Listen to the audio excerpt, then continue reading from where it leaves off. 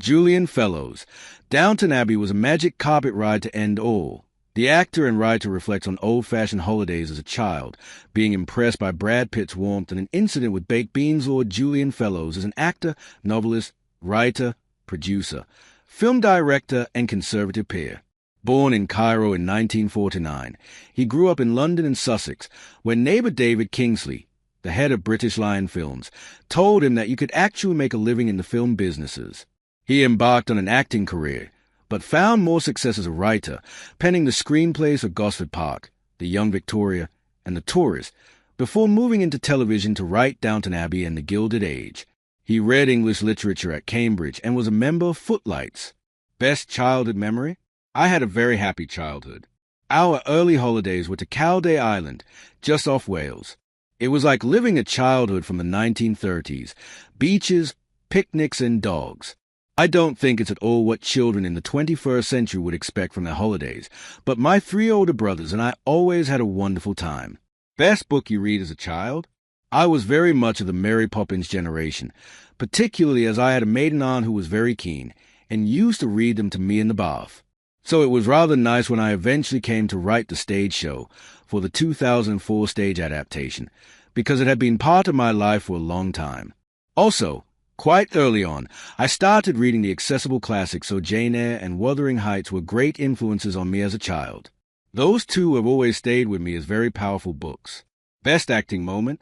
Not long before I gave up acting, I played the father in a BBC series called Aristocrats in 1999. Admittedly, I was playing a duke, but nevertheless it was one of the first times when I was able to have a normal emotional life as a character. I had daughters who were driving me mad and a wife whom I disagreed with, which was something I could understand and that I thought viewers would have been able to understand too. I also enjoyed doing BBC One's Monica the Glen, where I played Lord Kilwilly. I had my first real taste of fame when taxi drivers wound down their windows and said, "When are you going to marry Molly?" Best writing experience? I made a film called Separate Lives, which I wrote and directed with Tom Wilkinson and Emily Watson in the starring roles. It wasn't all footmen and ladies' maids for once. Not everything I write is about class. This was about self-knowledge. It's a film about a husband and wife who are involved in a crime and various emotional entanglements and have to decide whether or not to tell the truth or let sleeping dogs lie.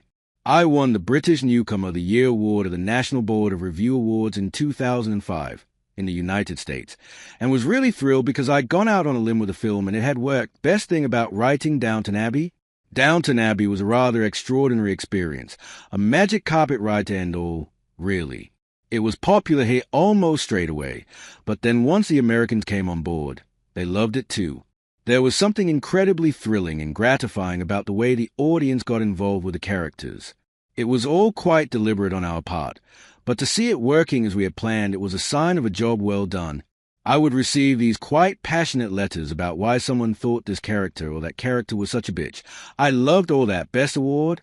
All awards are fun, and winning is much more fun than losing. But I have to give pride a place to winning the Oscar for Best Original Screenplay for Gosford Park in 2002, because I've been winning an Oscar with a shampoo bottle in the shower since I was about 10. When I was nominated, we had a celebration dinner with pals because my wife, Emma, and I thought that was it, being nominated. There was another film, Memento by Christopher Nolan, which was also nominated, and everyone just assumed that would win. I remember even my agent said, "It's such a pity you're up against this film, otherwise you'd have had a chance." Then we went and won it. Best Celebrity Encounter? Brad Pitt. I was making The Tourist with Angelina Jolie when they were married. As Angelina was doing the film, Brad was looking after the children. He was already a giant film star, but I found him an absolutely charming chap, very nice, very unpushy, very interested in things. He was rebuilding a house in France at the same time as we were rebuilding a house in Dorset, so we were swapping builder stories. We had dinner a few times, and I remember thinking I would be very, very unlikely ever to meet anyone as undamaged by the madness of stardom as he was. Best grand house? Probably the most exquisite house that I ever used to go to was Easton Neston in Northamptonshire. It was a very large house by normal standards, but quite compact, a block of sheer beauty. Every room was perfectly proportioned. Every piece of furniture could have been chosen by the patron saint of Marie Antoinette. I used to go there for dinner, and I had this rather marvelous split existence because I was living in an old shoemaker's cottage with rising damp, so bad that to dry your laundry you had to put it in the oven. Best series you created? Downton had an effect on so many people's lives, so I think I should respect that, but also, at the moment, I'm very engaged in the Gilded Age. It's a rather extraordinary period after the American Civil War, when America found itself, and I've really enjoyed seeing how the Americans have been engaging with it. The most recent series has had some reactions, and I always enjoy seeing that. Worst childhood memory? When I was about 9, I got very angry, probably over something stupid, and stood up at dinner, and I picked up a dish full of baked beans and threw it at the wall. It shattered and the beans went everywhere. The whole room was completely silent for a moment, and then I heard my father give a kind of roar. He stood up and I thought, "Get out of here."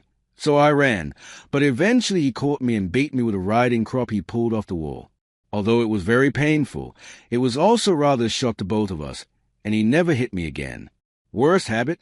Looking at the bottom of glasses after I've drunk out of them. I don't know what I expect to see down there. I think that rather puts people off. I've seen them eyeing me with a rather bewildered look on their face. I'm also tolerant and intolerant simultaneously of untidiness. I dislike untidiness very much, and it makes me feel uncomfortable, nervous, and anxious. But I don't seem to tidy up after myself, which I don't fully understand. But it can be very annoying for my wife. Worst thing anyone has said to you? When I was about 16, I was at a party on my own, and 2 girls walked past, and didn't see I was there. One of them said, "I'm so worried about my party next week. We just haven't got enough boys." And the other one said, "Why don't you ask the Fellowes brothers?" And the first one said, "Well, I would, but to get the handsome one, you have to have the ugly, boring one." I had a brother who was very, very handsome at that time. He looked a bit like Terrence Stamp. I was the ugly, boring one. It wasn't her fault. It was a truth for her, and that was quite a bad moment for me. Worst decision you've ever made? Probably at the end of the 1970s, when I saw lots of people making money by buying houses, doing them up and selling them.